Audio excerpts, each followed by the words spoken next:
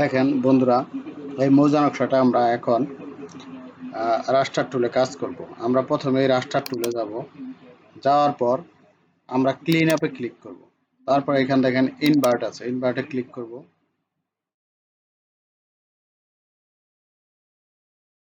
দেখেন ইনভার্ট হয়ে গেছে। এবার আমরা প্রসেস ইমেজে ক্লিক করব। আমরা এখানে চেঞ্জ কালার ডেপথে ক্লিক করব। এই যে দেখেন বাই টোনালে ক্লিক করব। এই যে বাই টোনাল, এই যে ক্লিক করলাম। এই দেখেন কনভার্ট হয়ে গেছে। এবার আমরা এইখানে দেখেন ফলোয়ার্সে যাব। এখানে পলিলাইন ফলোয়ারে ক্লিক করব। করার পর এই যে দেখেন আমরা এবার পলিলাইনের উপরে ক্লিক করব, এই দাগের উপরে। এই যে ক্লিক করলাম। এ, আমরা ইন্টার ডাবল ক্লিক করব বা স্পেস আছে, স্পেস বারে ডাবল ক্লিক করবেন বা ইন্টারে ডাবল ক্লিক করবেন। ঠিক আছে? এখন দেখেন এটা কালো দাগ আসছে। এটা আমরা কি করব, আগে সিলেক্ট করব। এটা আমরা অন্য কালার করে নেব। সিলেক্ট করার পরে এবার রাইট বাটন ক্লিক করব। এই যে প্রপার্টিসে যাব। এখানে দেখেন এই যে কালার আছে, কালারটা আমরা দুইবার ক্লিক করব। এই যে দেখেন আমরা রেড করব। ইচ্ছা করলে অন্য করতে পারেন। আচ্ছা, এবার আমরা কি করব,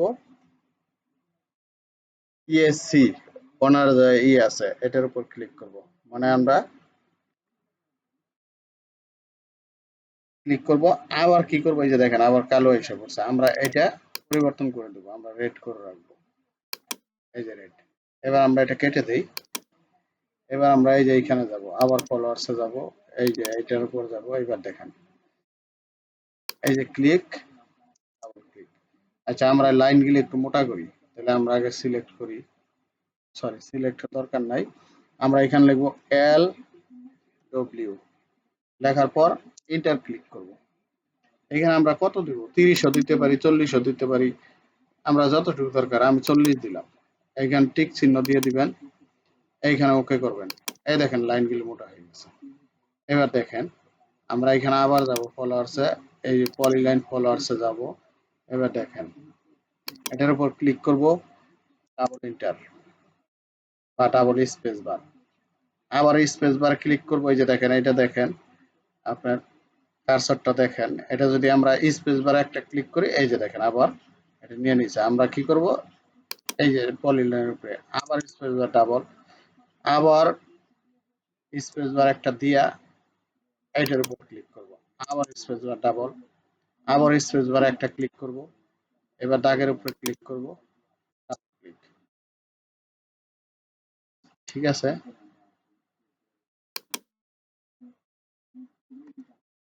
এবার দেখেন